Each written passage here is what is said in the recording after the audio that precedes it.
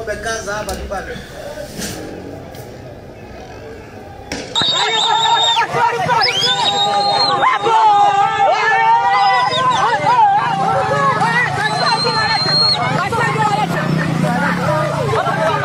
Mwambie akae na mtoto asitoke kabisa. Moto na nini mnazima? Message. Mwanajeshi huyu hapa. Mwanajeshi huyu hapa tuko naye.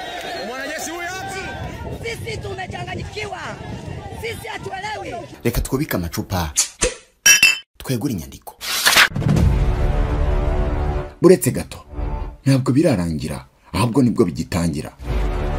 Imyigaragambyo muri Tanzania iri gusaza nk'umuvinyo. Ukimara iminsi niko ikara kurushaho. Ikirere kiracyari umukara, polisi iracyasuka ibyuka biryana mu maso, tear gas. Mu bigaragambya, amapine yakumurira gurumana yatwitswe n'abasore n'inkumi bigaragambya aracyuzuye mu mihanda.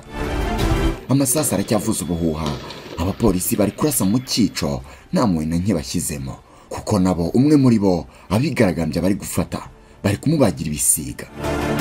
Ibintu biteye ubwoba. Tanzanian police from the other side have shot and killed somebody here at the border, and you can see they are shooting live ammunition and what is suspected to be rubber bullets and throwing tear gas canisters on this side to try and disperse them. Nitwa Oscar Dushime, ushatse unyiteho D7. Nubundi gahunda y'abigaragambya iracyari yayindi. Ubu none by'amatora anyuze mu mucyo sibyo bagishaka, ahubwo noneho barashaka ko Mama Samia Suluhu Hassan, perezida wa Tanzania, ava ku butegetsi akagenda. Intera iracyari yayindi, Suluhu must go. Uretse no kuba batagishaka ko abayobora, ntibagishaka no kubona n'ifoto ye imanitse ariho hose mu mijyi itandukanye yo muri Tanzania. Ndebera nawe ukuntu bamuhananura.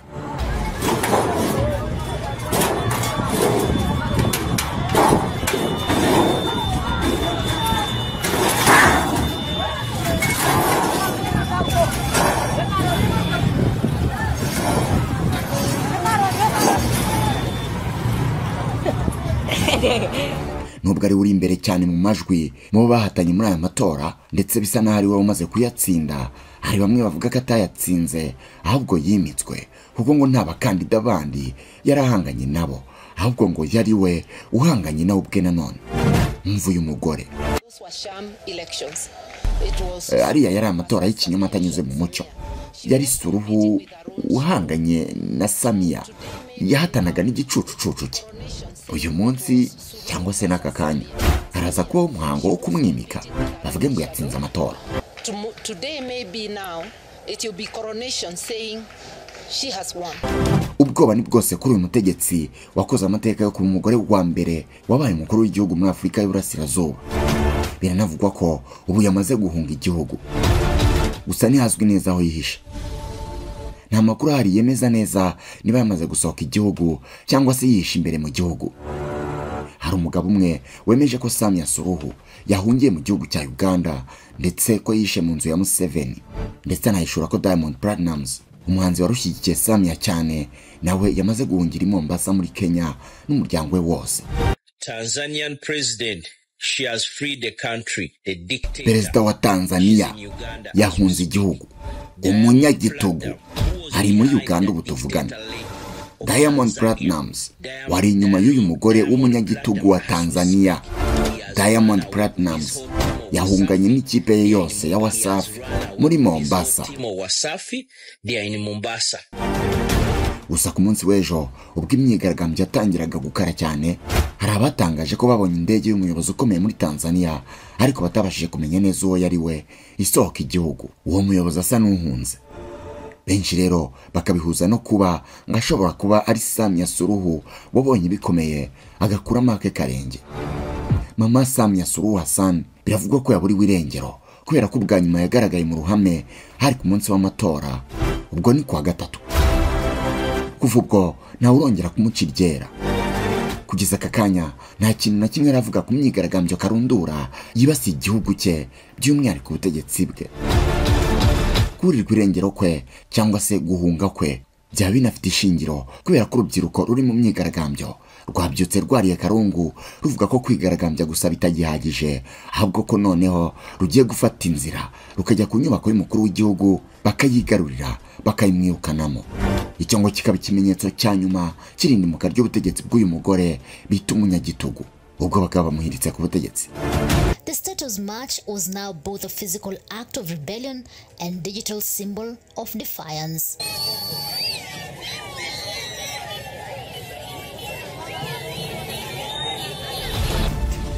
Iyi tekinike si Abanyatanzania bayivumbuye, ahubwo imaze iminsi yifashishwa n'abigaragambya hirya no hino ku isi, ndetse hari ingero zaho yakoreshejwe kandi igatanga umusaruro, nko muri Nepal no muri Sri Lanka, bikarangira ubutegetsi buhirimye burundu. Gusa kuri Abanyatanzania bo ntibyabahiriye, kuko inzego z'umutekano zakumiriye amagana y'abasore n'inkumi bari biraye mu mihanda baririmba, bakubita ingoma, bafite amabendera berekeza ku biro by'umukuru w'igihugu. Gusa polisi yabashije kubatatanya, ibarasaho, ibasubiza inyuma, ndetse bamwe bahakomerekeye cyane. None Samia Suluhu arihe mu by'ukuri? Kuko yahungiye muri Uganda nk'uko biri kuvugwa. Hari andi makuru avuga ko ibikorwa biri kwibasirwa cyane n'abigaragambya ari iby'abanyapolitike bafite aho bahuriye n'ishyaka riri ku butegetsi. Ibyo birimo inyubako z'ubucuruzi, sitasiyo za gaze na lisansi n'ibindi. Binavugwa ko ikigo cy'imisoro n'amahoro muri Tanzania kiri mu byibasiwe n'abigaragambya.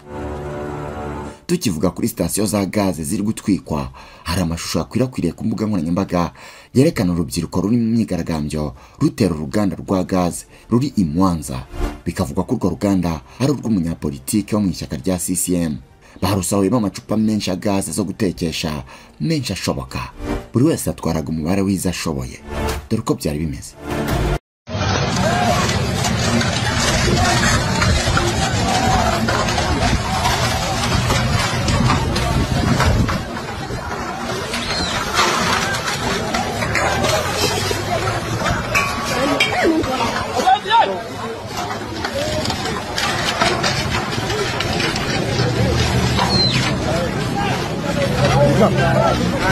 Hagati aho, nubwo imyigaragambyo ikomeje gufata indi ntera ndetse biri kurushaho kuba bibi cyane uko bwije nuko bukeye, leta ya Tanzania yo imaze gusa n'irema gatima itangaza ko imyigaragambyo iri kuba yoroheje cyane. Guverinoma ya Tanzania yatangaje ko imyigaragambyo iri kuba kuva tariki ya 29 Ukwakira 2025 ngo yoroheje cyane, bityo ngituze riragaruka mu gihugu hose mu gihe cya vuba. Mu mijyi itandukanye ya Tanzania hadutse imyigaragambyo uyu munsi ubwo habaga amatora y'umukuru w'igihugu. Bamaganaga icyemezo cya leta yafashe cyo gufunga abatavuga rumwe n'ubutegetsi, bikababuza guhatana na Perezida Samia Suluhu Hassan. Imiryango iharanira uburenganzira bwa muntu ihamya ko abantu 10 bamaze kwicirwa muri iyi myigaragambyo, ariko ku rundi ruhande ishyaka Chadema ryo rigamya ko abishwe babarirwa muri za 700.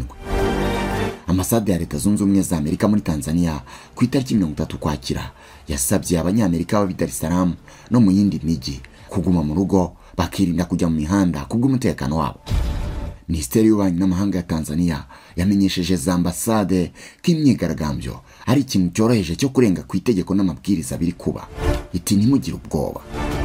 Iyi minisiteri yatangaje ko hafashwe ingamba z'umutekano z'agateganyo ariko ziri ngombwa, bityo kituze riragaruka vuba. Umugaba mukuru w'ingabo za Tanzania General Jacob John Mukunda ku munsi w'ejo yari yasabye abaturage guhagarika imyigaragambyo, ahamenyesha ko uburyo bari kwitwaramo bunyuranyije n'amategeko kandi ko bari kugira uruhare mu myigaragambyo bose bazabihanirwa. Nubwo General Mukunda yateguje abakomeza imyigaragambyo ko inzego z'umutekano zihangana nabo, babirenzeho basubira mu mihanda. None iyi myigaragambyo izarangira gute? Kuko ibyo bigaragambya basaba bazabigeraho? Hazapfa abantu bangahe kugira ngo imyigaragambyo ihagarare? Muri iki cyegeranyo kirambuye tugiye kurebera hamwe amakuru agezweho ari kuvugwa kuri iyi myigaragambyo.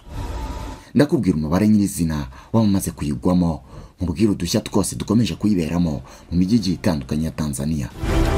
Ndakubwira kandi imvo n'imvano y'icyatumye Perezida Samia Suluhu Hassan yitwa umunyagitugu.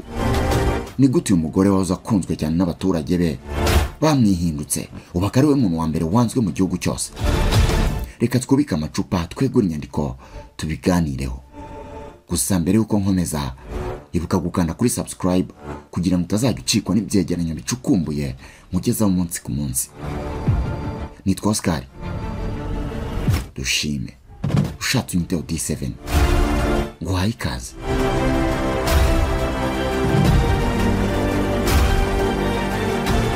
Ikaze nanone mu kiganiro cyacu kandi cyanyu. Reka mperanga. Ku munsi w'ejo, igisirikare cya Tanzania cyari cyatanze gasopo gitegeka ko nta muntu n'umwe ugomba kuzakandagiza ikirenge cye mu muhanda ngarigaragambya. Ariko ibyo bigaragambya basaga n'abavuna ibiti mu matwi ntibabyumvise, babirenzeho banga kumvira itegeko ry'ingabo bucya bagaruka mu muhanda. Uyu ni umunsi wa 4 w'imyigaragambyo ku banyatanzania bigabije imihanda bamagana amatora y'umukuru w'igihugu yo kuwa 29 Ukwakira 2025. Banze kumva ibyo basabwe n'ubuyobozi bw'ingabo muri Tanzania busaba kihagarara. Umugabo w'ingabo za Tanzania General Jacob John Mukunda yavugiye kuri televiziyo y'igihugu ko inzego z'umutekano ziri gukorana kugira ngo zigarure ituze mu gihugu, asaba bari kwigaragambya kubihagarika. Ati abantu bamwe bigabije imihanda kuwa 29 Ukwakira bakora ibikorwa bigize ibyaha. Abo ni abanyabyaha kandi ibikorwa bigize ibyaha bigomba guhagarara. Imyigaragambyo yarushijeho gukara ubwo komisiyo y'amatora yatangazaga ko Samia Suluhu Hassan yagize amajwi 95% mu gace ka Mbeya. Abigaragambya banze kumva iby'igisirikare cyabasabye bakomeza imyigaragambyo mu mijyi itandukanye y'igihugu. Kuri ubu Tanzania internet yakuweho n'ibitangazamakuru bitandukanye ntibikora, ibintu bituma bisa n'ibidashoboka kumenya ibibera mu gihugu. Nk'urugero, urebye The Citizen yo muri Tanzania usanga inkuru baheruka gushyiraho ariyo kuwa 29 Ukwakira 2025 ubwo amatora yari agitangira. Umuvugizi w'ishami rya Loni rishinzwe uburenganzira bwa muntu Seif Magango yasabye inzego zishinzwe umutekano muri Tanzania guhagarika ikoreshwa ry'ingufu z'umurengera. Leta yo yasabye abakozi bayo n'abikorera gukorera mu rugo kubera imyigaragambyo. Kitezwe ko Perezida Samia Suluhu Hassan ari gutsinda amatora. Ni mu gihe muri Zanzibar ho Hussein Mwinyi w'ishyaka CCM n'ubundi ari we watsinze amatora n'amajwi 80%. Abatavuga rumwe n'ubutegetsi bamaganye ibyavuye mu matora, avuga ko habayeho uburiganya. Amagana y'abigaragambya barenze imipaka binjira mu gihugu cya Kenya, bafunga imihanda, bacana umuriro ndetse banasenya ibyapa bya Perezida Samia Suluhu Hassan biri ku mihanda hirya no hino. Polisi ya Kenya yatangaje ko abantu 2 aribo bapfuye ubwo birukaga bahunga polisi ya Tanzania. Ku mupaka wa Namanga, abigaragambya bari bafite uburakari bwinshi, barushije imbaraga abapolisi binjira muri Kenya, batangira kwifatanya n'abanyakenya kubatera amabuye, ari nako bakomeza kwangiza. Abaturage ba Kenya bashatse kwambuka umupaka kugira ngo bajye kwifatanya n'abagenzi babo muri Tanzania mu myigaragambyo, ariko polisi ya Kenya irabakumira. Minisitiri w'umutekano w'imbere mu gihugu muri Kenya, Dr. Raymond Omoro, yasabye abanyakenya kwirinda kunyuranya n'amategeko, bakareka abo muri Tanzania bakikemura ibibazo byabo. Abapolisi ba Tanzania batangiye kurasa mu gikundi cy'abigaragambyaga ku butaka bwa Kenya, hapfa 2 bazize ibikomere bikabije nk'uko byemejwe n'umuyobozi wa polisi mu karere ka Kajiado, Alex Shikondi. Shikondi yasobanuye ko abapfuye bose ari abasore bo muri Tanzania barimo ufite imyaka 27 n'ufite imyaka 28. Kugeza ku mugoroba wa 30 Ukwakira, imirambo yabo yari ikiri mu bitaro bya Namanga ku ruhande rwa Kenya. Ibinyamakuru byo muri Kenya byatangaje ko hari abanyakenya 2 nabo bakomerekeye cyane muri imyigaragambyo ku mupaka wa Namanga. Umwe mu baturage bari ku mupaka wa Namanga yagize ati, dufite ikibazo kubera kumwe muri twe yarashwe, nituzi impamvu bari kuturasa. Abanyatanzania bari kuturwanya, ariko twebwe abanyakenya nta kibazo dufitanye kubera iki bari kurasa ku butaka bwacu. Undi ati, polisi iri kurasa abanyakenya imyuka iryana mu maso n'amasasu ya nyayo. Uyu munsi watubereye mubi. Mwibutse ko leta ya Tanzania tariki 29 Ukwakira yari yasabye abakozi bayo gukorera mu ngo mu rwego rwo kubungabunga umutekano wabo. Kugeza uyu munsi iri bwiriza riracyubahirizwa. Urusaku rw'imbunda rukomeje kumvikana mu mujyi wa Mwanza uherereye mu majyaruguru ndetse no mu murwa mukuru Dodoma ndetse n'umujyi mukuru w'ubucuruzi wa Dar es Salaam. Hari kumvikana amasasu menshi n'imvururu zidashira. Kuri ubu iyi mijyi yose iri mu mutekano muke kandi imihanda minini yaho yarafunze. Umwe mu bigaragambya yabwiye BBC ko yabonye amagana y'abigaragambya binjira mu mujyi wa Mwanza uri ku nkombe z'ikiyaga cya Victoria kandi ukaba ufite abaturage benshi nyuma ya Dar es Salaam. Yagize ati nyuma y'iminota 10 gusa twatangiye kumva amasasu ndetse n'ibiturika by'ibyuka biryana mu maso, tunabona bakomeretse barimo kuzanwa aho twari turi. Ikibazo cya internet gikomeje kuba ingutu. N'ubu iracyakuweho hirya no hino mu gihugu. Ibintu Amnesty International ivuga ko bishobora kongera gukaza umurego. Yasabye ubuyobozi kwemerera abaturage kubona amakuru nta mbogamizi. Hagati aho biravugwa ko abigaragambya bari gukoresha porogaramu ya walkie talkie yitwa Zero mu gutumanaho no gutegura imyigaragambyo. Biteganijwe ko Perezida Samia Suluhu ari buze kwegukana manda ya kabiri nyuma y'uko abakandida batavuga rumwe n'ubutegetsi bwe babujijwe kwiyamamaza. Tundu Lissu, umuyobozi mukuru w'abatavuga rumwe n'ubutegetsi, ari muri gereza ashinjwa ubugambanyi, ibyo hakana kandi ishyaka rye ntabwo ryemerewe kwiyamamaza. Undi bahanganye ikomeye ni Ruhaga Mpina wo mu ishyaka rya Acti Wazalendo, nawe yakwe mu bemerewe kwiyamamaza. Mwibutse ko Samia Suluhu yatangiye kuyobora Tanzania muri 2021 nk'umukuru w'igihugu wa mbere w'umugore nyuma y'urupfu rwa Perezida John Pombe Magufuli, umugabo wapfuye amarabira ndetse nawe urupfu rwe rukaba n'ubu rutavugwaho rumwe. Perezida Samia Suluhu yabanje gushimirwa kubw'imiyoborere ye, gusa nyuma guverinoma ye yaje gushinjwa guta muri yombi no kuburirwa irengero kw'abanenga ubutegetsi bwe. Ku rundi ruhande, ingendo mpuzamahanga zahagaritswe ndetse ikibuga cy'indege cya Arusha kirafungwa. Guverinoma y'Ubwongereza yavuze ko indege mpuzamahanga zahagaritswe kugwa cyangwa guhaguruka ku kibuga cy'indege cya Dar es Salaam, kandi ko ikibuga cy'indege cya Arusha hamwe n'ikindi cyegereye umusozi wa Kilimanjaro byafunzwe. Ni nyuma y'uko ambasade ya Amerika yagiriye inama abaturage bayo bari muri Tanzania ibasaba gushaka aho bikinga, ibabuza kugenda mu mihanda, ivuga ko byateza akaga gakomeye kandi ingendo nyinshi mpuzamahanga zahagaritswe. Magoti yagize ati abaturage bari kongera kwandika umuco wa politike wacu tureka kuba inka. Niba nkoresheje iri jambo mu cyubahiro tuba abaturage bakora. Iyi myigaragambyo ikomeje kuba ikigeragezo kuri Samia Suluhu Hassan wahawe amashyi nyuma yo gutangira imirimo ye muri 2021 kubera koroshya gukandamiza abatavuga rumwe n'ubutegetsi ndetse no kugenzura itangazamakuru byari byariyongereye ku butegetsi bwa John Pombe Magufuli. Mu myaka ishize ariko abaharanira uburenganzira bwa muntu n'abakandida batavuga rumwe n'ubutegetsi bashinje guverinoma ye ishimutwa ridasobanutse ry'abanenga ubutegetsi bwe. Perezida Samia Suluhu Hassan mu mwaka ushize yavuze ko yategetse ko hakorwa iperereza kuri raporo z'ishimutwa, ariko nta byarivuyemo byigeze bishyirwa ku mugaragaro. Kuri ubu umubare wamaze kugwa muri iyi myigaragambyo ukomeje gutumbagira. Gusa iyi mibare iri guhindagurika kuko uruhande rwa leta ruri kuvuga imibare yarwo, uruhande rutavuga rumwe na leta narwo rukavuga iyarwo, ndetse n'imiryango mpuzamahanga iharanira uburenganzira bwa muntu nayo ikavuga imibare yayo. Gusa ibiro ntaramakuru by'Abafaransa AFP bifite abanyamakuru bari gukurikiranira hafi ibiri kubera i Dar es Salaam umujyi w'ubucuruzi, byatangaje ko hamaze gupfa abantu 350 muri uwo mujyi wa Dar es Salaam ndetse na 200 muri Mwanza, ariko imibare nyayo ntiratangazwa ku buryo ari abapfuye ntibamenyekane. John Kitoka, umuvugizi w'ishyaka rya Chadema ritavuga rumwe n'ubutegetsi, yabwiye AFP kurebye mu bindi bice bya Tanzania ushobora kubona imibare y'abapfuye irenga ko yatangajwe na leta. Chadema yo ivuga ko byibura hamaze gupfa abarenga 700. Leta nta kiratangaza kuri iyi mibare ya Chadema. Iyi myigaragambyo yagize ingaruka ku Rwanda bitewe n'uko urugaga rw'abikorera PSF rwatangaje ko amakamyo 5 yatwitswe arakongoka, ariko kandi agera ku 1000 yahagaze kugira ngo hatagira uyagirira nabi. Kuri ubu televiziyo y'igihugu ikomeje gutangaza ibyavuye mu matora hirya no hino mu gihugu, ariko Samia Suluhu n'ubundi ari kwiganza ku ijanisha rya 95. Aya majwi ntabwo abigaragambya bashaka kuyumva kuko abarya mu matwi cyane, ndetse bashyize igitutu ku kanama gashinzwe amatora ko bakwiriye guhagarika gutangaza ibyavuye mu matora bitewe n'uko nta bantu bahatanye na Samia Suluhu. Tanzania ituwe na miliyoni 71, ikigero cy'ubushomeri kikaba kiri ku 9%.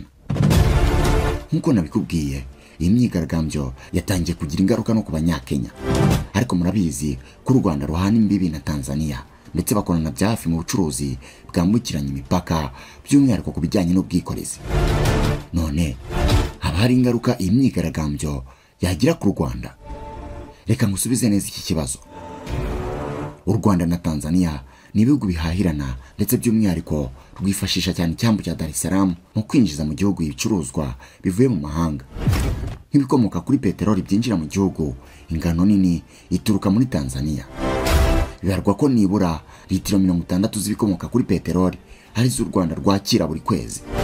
Impamvu lisansi na mazutu nyinshi u Rwanda rukura hanze ituruka muri Tanzania nuko Dar es Salaam hariho ari ibigega bibikwa muri lisansi ituruka mu bihugu nka Arabia Saudite. Bityo rero abacuruzi baho baba bashobora kuyihaba mu Rwanda bakazabishyura nyuma, bitandukanye nuko biba bimeze muri Kenya aho benshi basabwa kujya kurangura bitwaje amafaranga. Nko ku gihembwe cya 4 cya 2023 ibyo u Rwanda rukura muri Tanzania byari bifite agaciro ka miliyoni 228 n'ibihumbi 26 by'amadolari. Inyuma y'ibikomoka mu Bushinwa byari bifite agaciro ka miliyoni 328 n'ibihumbi 17 by'amadolari. Icyambu cya Dar es Salaam kiri hafi y'u Rwanda ibirometero 187 ugereranije n'icya Mombasa. Imibare igaragaza ko umuntu ukoresheje icyambu cya Dar es Salaam akoresha amasaha 90 ugereranije n'amasaha 180 ari hagati ya Kigali na Mombasa. Ibyo bituma ikiguzi cy'urugendo kibamo ikinyuranyo cy'amadolari agera kuri 500 hagati y'ibyo byambu byombi, nk'uko imibare y'abanki y'isi yo muri 2020 bigaragaza. Abasesenguzi bavuga ko nyuma y'aho imyigaragambyo yoburiye, abacuruzi bamwe bo mu Rwanda batangiye guhitamo gukoresha icyambu cya Mombasa na Naivasha, aho u Rwanda rufite aho kwakirira imizigo yarwo. Ibyo bivuze ko ibicuruzwa bishobora gukoresha inzira za Gatuna cyangwa se Kagitumba mu kwinjira mu Rwanda aho kuba Rusumo. Umwe mu basesenguzi ati ikibazo nigikomeza abantu bashobora kwimuka bakajya Mombasa, ntabwo ibicuruzwa byabura aho bica. Abakurikirana iby'ubucuruzi hafi bavuga ko ingaruka ku Rwanda zishobora kugaragara hashize iminsi. Hari iminsi mike bikarangira nta kibazo, ariko iyo byatangiye gufata iminsi 7 ukwezi bihita bitangira kugira ingaruka zigaragara. Izingiro ry'ibibazo byose ni imyigaragambyo. Nuko abanyatanzania bamwe bashinja Perezida Samia Suluhu kuba umunyagitugu no gushimuta akanafunga batavuga rumwe nawe. Ariko se byagenze gute ngo uyu mugore watangiye akunzwe cyane ndetse abanwa nk'ikimenyetso cy'impinduka nziza mu miyoborere ya Kenya birangira ahindutse umunyagitugu ndetse abanyatanzania benshi batakimushaka ku butegetsi? Reka mu gusubiza iki kibazo nifashisha inkuru ya BBC yanditse ku itariki 27 z'ukwa 10 2025 ifite umutwe ugira uti iyimikwa aho kubihatana, Perezida wa Tanzania wa mbere w'umugore ntawe bahatanye ukomeye. BBC yanditse inkuru habura amasaha 2 gusa ngo haba amatora. Inkuru itangiye igira iti mu gihe n'abakandida bakomeye batavuga rumwe n'ubutegetsi bemerewe guhatana mu matora yo kuwa 3, abanyatanzania benshi barumva aya matora atari uguhatana bya nyabyo, ahubwo kameze cyane nko kwimika Perezida Samia Suluhu mu gihe yitabiriye bwa mbere amatora ya perezida.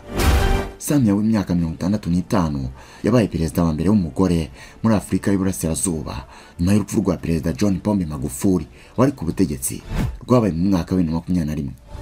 Ku ruhande rumwe Magufuli yashimwaga kubera kutajenjeka kwe mu kurwanya ruswa, ariko ku rundi ruhande yanengwaga ku gitugu yakoreshaga mu guhashya abatavuga rumwe n'ubutegetsi bwe, hamwe naho yarahagaze hateje impaka ku cyorezo cya COVID-19. Perezida Samia Suluhu icyo gihe wari vice perezida yasaga nk'ugiye gutuma habaho kwiruhutsa ndetse hamwe n'uburyo bwe bw'ubukuzu n'urugwiro.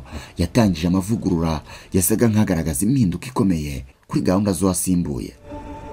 Gahunda yise RN mu Cyongereza ni ukuvuga ubwiyunge, reconciliation, kwihangana, resilience, amavugurura, reform, no kongera kubaka, rebuilding. yongeye gufungura amarembo ya Tanzania ku bashoramari b'abanyamahanga, isubizaho umubano n'abaterankunga ndetse icubya uburakari bw'ikigega cy'isi cy'imari IMF n'ubw'abanki y'isi. Umusesenguzi kuri politiki Mohamed Issa yabwiye BBC ati yakoze ubudasa umubano wari waratakaye hagati ya Tanzania n'imiryango mpuzamahanga nk'abanki y'isi aho usubizaho. Ariko imyaka 2 ishize cyangwa se irengaho, urubuga rwa politiki rwaragabanutse cyane, ndetse no kwibasira abanenga ubutegetsi bwe n'abatavuga rumwe nawe bivugwa ko byabaye intamwe cyane kurusha uko byigeze kumera ku bwa Magufuli. Ngo gushimutwa hamwe n'ubwicanyi byabaye ibintu bimenyerewe. Issa yagize ati Samia yaje afite imvugo y'ubwiyunge, ariko ubu yahindutse umuntu ushize amanga ndetse afata ibyemezo bikomeye benshi batari biteze ko yafata. Ubu benshi bamwegekaho ibintu bimwe nk'ubushimusi, ubwicanyi, gukandamiza abatavuga rumwe n'ubutegetsi hamwe n'ibindi bibazo ku mutekano.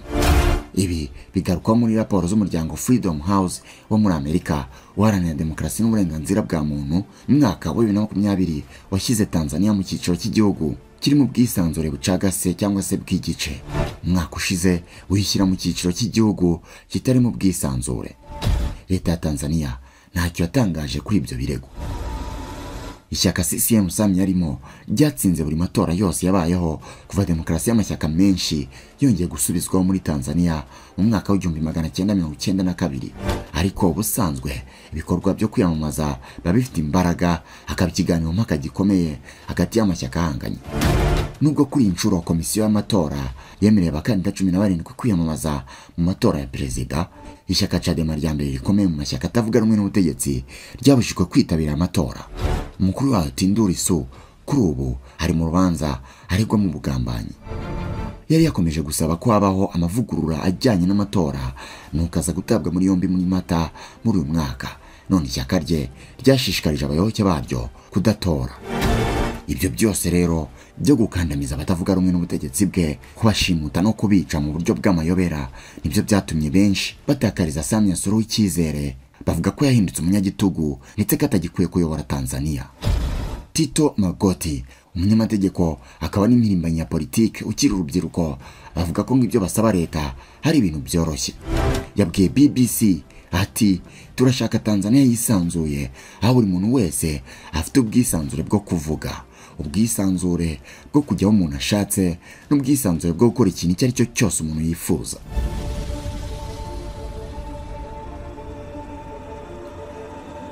Ngayo nguko ngibyo bya Tanzania n'imyigaragambyo ikomeje gufata indi ntera umunsi ku munsi. Imyigaragambyo yo kwamagana perezida wabo Mama Samia Suluhu nk'uko bamwitaga mbere yo kumuhinduka.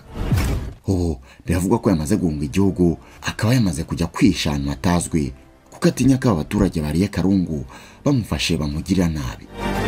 None amaherezo y'izi mvururu azaba yahe? Njye ntabwo mbizi. Icyo nzi nuko nsoresha icyegeranyo cy'uyu munsi. Wakoze kudukurikira. Gusa mbere yuko nsoza, reka musaba akantu gato kandi koroshye. Reba aho hasi handitse subscribe kandeho kugira ngo utazagicikwa n'ibyegeranyo nk'ibi bicukumbuye mugezaho umunsi ku munsi. Nitwa Oscar. Dushime. Ushatse unyiteho D7. Naho ubutaha, Imana ibarinde.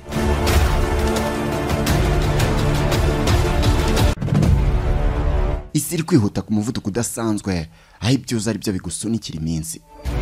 Byose byatangiye muri 2012 ubwo ishuri IBTC Film and Design School ryashingwaga rigatangira gutanga ubumenyi budasondetse, ndetse kuva ubwo abo ryigishije ubu nibo bafite ijambo rikomeye ku isoko ry'umurimo.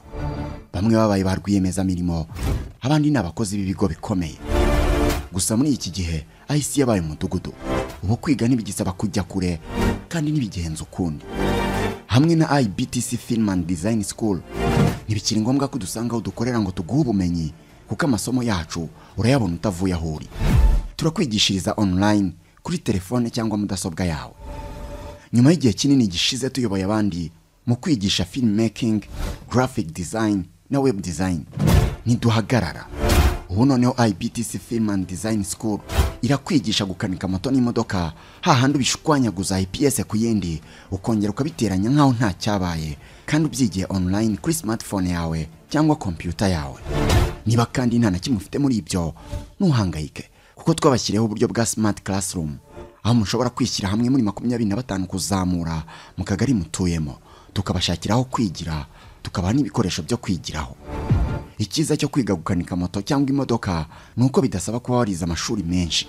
Oya, nubwo waba utarize n'amashuri abanza, turakwigisha ukavamo umukanishi w'umuhanga cyane kuko amasomo yacu yose atangwa mu rurimi rw'Ikinyarwanda.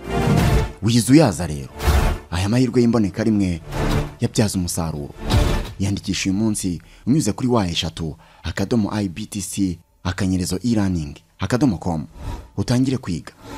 Muri IBTC Film and Design School kandi ntabwo tugarukira ku kwigisha gukanika moto n'imodoka gusa, ahubwo hari n'andi masomo nka film making, graphic design na web design hakomeje gutangwa online. Ntabwo unyuze kuri wa@ibtc/e-learning.com no mu mashuri y'amasomo asanzwe kwa Rubangura aho dukorera kuva muri 2012. Aya ni amasomo yahinduriye benshi ubuzima, ndavuga baciye akabando k'iminsi kare bakakabika kure bakagana IBTC. Ibijyanye n'amafaranga y'ishuri byo ntibigukange na gato kuko ku bihumbi 100 byonyine barakwigisha. Umva karusho rero, n'uburi kwiyandikisha ukageraho bakubaza aho wumvise ibyo bintu, ugahitamo kuba byumvise kwa Oscar Dushime, mu yandi magambo ugakoresha promo code ya Oscar Dushime. Ibyo bizaguhesha amahirwe yo kugabanyirizwa ku kigero cya 50%. Ni ukuvuga abandi bishyura ibihumbi 100, wowe uzishyura ibihumbi 50 byonyine. Hari ibyiza biruta byose. Ku bindi bisobanuro dusanga aho dukorera mu mujyi kwa Rubangura muri etage ya 4, office ya 406, cyangwa dusure kuri website yacu ariyo wa@ibtcfilmschool.ac.rw cyangwa duhamagare kuri 0788 54 3002 cyangwa 0722 54 3002.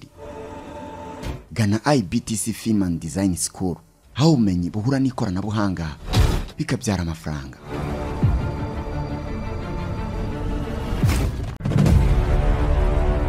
Sinzi niba ujye ubitekereza, ariko abantu bose muhura babanza kubona ibyo wambaye na mbere yuko babona niba uri inzobe cyangwa se niba uri igikara. Babanza kureba niba uberewe na mbere yo kumenya niba ufite ubwenge buhagije. None niba imyambaro ifite akamaro kangana uko, kubera iki yigurira aho ubonye hose? Nk'ubu dushobora kugenda mu muhanda nkakwereka abantu baguriye imyenda aho babonye hose, nkanakwereka n'abandi baguriye cyangwa se badodesheje ahantu hazima nko muri Mbagariye Fashion. Badoda imyenda y'ubwoko bwose, yaba iy'abagabo, iy'abagore n'iy'abana muri model zose wakwifuza. Imyenda y'ibirori nka costume z'abagabo n'iz'abagore, amakanzu, amashati, ariko by'umwihariko impuzankano cyangwa uniforme z'ubwoko bwose. Ibigo by'abanyeshuri, abashinzwe umutekano, amarestaurant, amahoteli n'abandi bose bakenera uniforme. Nka ibyo bitari bihagije, Mbagariye Fashion inigisha kudoda. Abahize mbere ubu ngubu bari mu kazi. Nta gikwiye kukubuza guhamagara cyangwa se kwandika ubutumwa kuri 07 82 08 03 21 cyangwa ukabasanga aho bakorera ku Kicukiro Ziniya, ubundi ukareba uburyo hari abadozi hakaba na Mbagariye Fashion.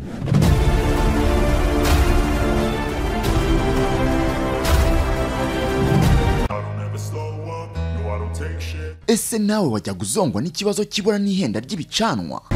Umva, rekeraho guhangayika kuko hamwe na Quick Cooking ibyo byabaye amateka. Muri Quick Cooking tugukorera amashyiga meza kandi agezweho, ubwiza bwayo bw'inyuma bukajyana no gukora neza kwayo. Muri Quick Cooking nitwe twenyine tugukorera amashyiga y'ubwoko bwose, yaba yimukanwa ndetse n'ayubakiye ahantu hamwe. Iby'ingano y'umuriro wayo ntubigireho ikibazo kuko ushobora kuwugabanya cyangwa ukawongera bitewe n'ibyo utetse. Umva gashya rero, aya mashyiga ushobora kuyakoreshamo amakara, inshenga cyangwa ukaba wakoresha inkwi. Hari ibyiza biruta byose. Akarusho gutunga aya mashyiga icyarimwe ni no gusevinga amafaranga yawe kuko akoranye umwihariko wo gukonsoma umuriro muke cyane kandi ibyo utetse bigashya neza. Aya ni amashyiga arondereza ibicanwa ku kigero cya 80%. Wow! ngaho nyumvira nawe, ishyiga rigizwe n'ifuru, icyokezo ndetse n'imyanya yo gutekeraho tugushyiriraho bitewe n'iyo wifuza ku giciro kingana iki se shaho kari nk'ubuntu. Umva gashya rero ku bakoresha amasafuriya manini ya Muvero, namwe turahari ku bwanyu. Ntuzuyaze kuduhamagara kuko haba iwawe mu rugo cyangwa aho ukorera umurabyo uratinda, tukugeraho mu kanya nk'ako guhumbya. Ndetse by'umwihariko banyamahoteli n'amaresitora, utubari n'abandi mwese mutanga serivisi zo guteka no kotsa, nimutugane kuko dufite amashyiga mukeneye. Kubifuza kwiga uyu mwuga namwe ni karibu, amarembo yacu arafunguye.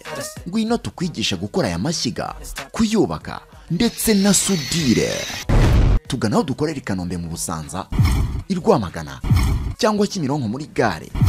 Utubwire ishyiga wifuza, turi gukorere mu kanya nk'ako guhumbya. Ku bindi bisobanuro duhamagare kuri izo nimero ubona kuri screen yawe. Quick Cooking, wow, kugufasha gucana neza kandi ku giciro gito, niyo mirimo twerejwe gukora.